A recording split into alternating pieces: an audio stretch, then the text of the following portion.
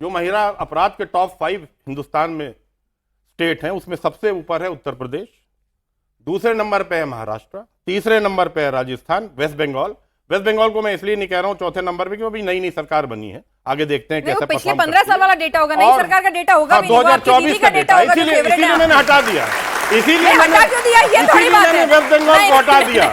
और 5वें नंबर पे एमपी, पूरा डेटा पढ़ रही थी तो अब दीदी को भी क्रिटिसाइज करेंगे। 5वें नंबर पे एमपी है, तो अगर आप वो भी मान लें तो 5 में से 4 राज्य, मैं बंगाल को इसीलिए हटा दिया, मेरी बात तो समझिए, 5 में से 4 राज्य महिला अपराध में वहां वो राज्य हैं जहां भारतीय जनता पार्टी की सरकार है। हाँ, बलात्कार में यूपी नंबर 1, ठीक है, तो मतलब दलित अपराध में यूपी नंबर 1, चोरी डकैती में यूपी नंबर 1, तो ये कौन सी सरकार चला रही है? खराब चल रहा है यूपी में और इसीलिए आप जीत जाएंगे, आप ये कह रहे हैं ना?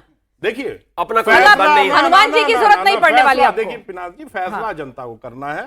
हम जनता के मुद्दों को लेके जाएंगे। हम हिंदू मुसलमान 80-20 शमशान कब्रिस्तान की राजनीति नहीं करते हैं, नहीं करते हैं ना, बिल्कुल नहीं करते। आपने 80-20 की अभी खुद अपनी ओपनिंग स्टेटमेंट में बात की है, ठीक है, आप लोग नहीं करते हैं। शमशान कब्रिस्तान, आप 20 वाले में से हिस्सा नहीं लेते, गौ मांस, आप वहां कहते हैं असम में आपके मुख्यमंत्री, चलिए गौ मांस खाओ, गौ मांस खाओ लेकिन घर में खाओ, यह आपके मुख्यमंत्री का बयान है। आप कह रहे हैं और मंगलवार के दिन आपके नेता टीका और भगवा गमछा पहन के दोनों हाथ से मछली खा रहे थे क्योंकि आपको चुनाव जीतना था। तो ये फर्जी हिंदुत्व की बात हमसे ना करिए, जनता को पता है कि आप किस तरह से आपका मुस्लिम प्रेम तो असली है ना? क्या आपका मुस्लिम प्रेम तो असली है ना? ऐसा तो नहीं बंगाल के बाद थोड़ा छिटक जाएगा?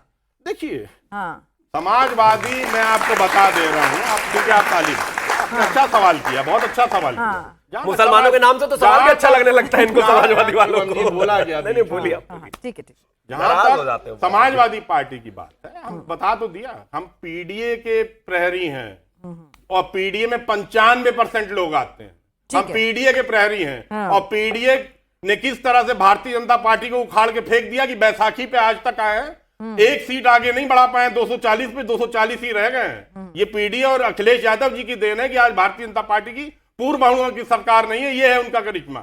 अच्छा, तो हम पीडीए के तर्ज पे टिकट भी बांटेंगे, हम पीडीए के तर्ज पे चुनाव भी लड़ेंगे और लोगों को न्याय दिलाने का। शादाब जी, मुझे थोड़ा 10 सेकंड दीजिए जवाब देने का, उसके बाद आप शादाब जी को एक बार मौका नहीं मिला है, 10 सेकंड। देखिए, जब आदमी का मिजाज थोड़ा सा बदला बदला लगने लगे ना तो समझ जाइए चुनाव आने वाला है।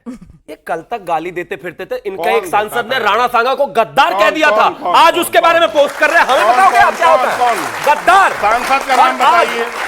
अभी रुको, मैं कल भी कह के गया था और आज भी कह रहा हूं। अभी रुकिए ना, प्लीज रुकिए ना, जरा रुकिए। राम जी सुमन नाम था, प्लीज चेक करिएगा। Thank you. मैं एक और चीज कहना चाहता हूं, अभी रुको, मैं कल भी कह कर गया था, आज भी कह रहा हूं, अगर भूल भुलैया के राजपाल यादव की तरह सिंदूर ना लगाकर घूमे शरीर पर तो मेरा नाम बदल देना, इतने हिंदू हो जाएंगे ये चुनाव से पहले, सब वही करेंगे।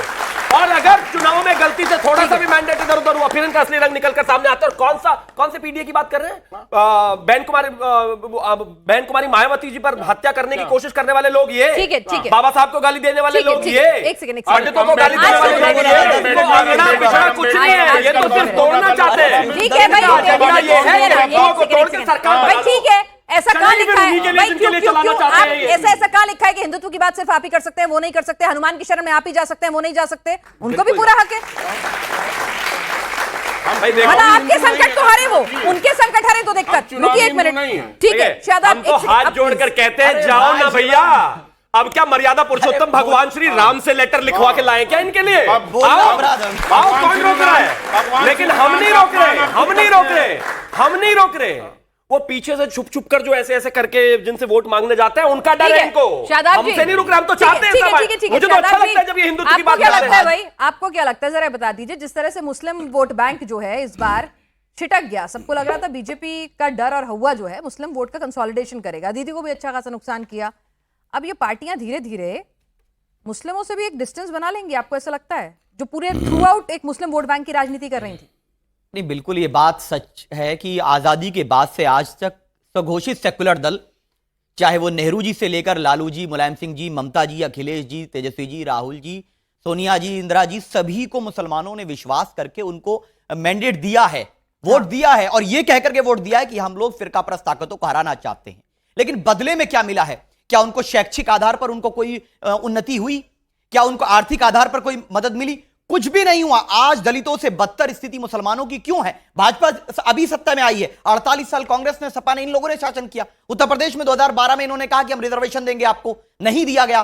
तो दोनों के दोनों लोग, आज भी जो मंत्रिमंडल का विस्तार हुआ 2 दलों का है। आप कह रहे बीजेपी का, मैं कह रहा हूं तो बीजेपी के नेताओं का, और समाजवादी ने जो तैयार करके एक्सपोर्ट किए हैं नेता, ये तैयार करते हैं और हिंदुत्व के लिए एक्सपोर्ट कर देते हैं। बीजेपी में 2 पार्टियों का आज नहीं, हमारा सीधा सवाल है, ठीक है आप नाराज हैं, आपकी नाराजगी जायज हो सकती है इन पार्टियों से, लेकिन हमारा सीधा सवाल है कि बंगाल के नतीजों ने, क्या ये जो तमाम पार्टियां कहती थी ना कि मतलब मुस्लिम ब्रदरहुड उनके साथ खड़ी रहती थी, अब थोड़ा वो डिस्टेंस मेंटेन करेंगी? क्योंकि कई और सारी पार्टी आ गई हैं, अब मुस्लिम एकजुट होकर बीजेपी के खिलाफ वाली पार्टी को वोट नहीं कर रहा है।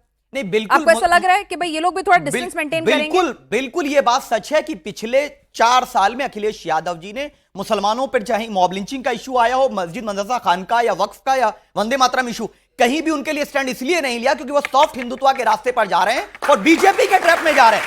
वो बीजेपी के ट्रैप में जा रहे हैं, ये इस बात को प्रमाणित करता है। और ये बात तो अच्छी है कि 20% मुसलमानों को नजर आ जाए कि जिसको आप आंख बंद करके वोट देते थे वो आपके अधिकार की बात नहीं कर रहा, आपको अपने बीच में से नेता बनाना पड़ेगा। यही बात अंबेडकर जी ने कही थी कि 20% मुसलमान अब ये तय कर चुका है कि 7%। आज बीजेपी नहीं बोल रही है, आज बीजेपी नहीं बोल रही है, शादाब जी बोल रहे हैं, मुस्लिम भी हैं। 10 सेकंड दीजिए, फिर मैं बताऊं।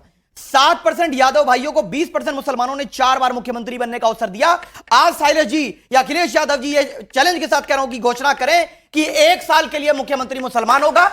ये बराबरी की बात होगी, अब कुर्सी बराबर लगेगी, अब गुलामी नहीं होगी। मुसलमान वोट डालने वाला रोबोट नहीं है, हम भी उतने ही अधिकार है। सारा माल यादव खाएंगे, मार मुसलमान खाएंगे, अब ये नहीं चलने वाला। सबको बराबर अधिकार मिलना चाहिए। ठीक है भाई, विवेक जी रुकिए। अरे भाई, आज तो आपका काम शादाब जी कर रहे हैं। पिताजी से कुर्सी छीन ली हो, वो मुसलमानों को कुर्सी देंगे? बताओ, उसको भी नहीं मिलने वाली है। आप दोनों को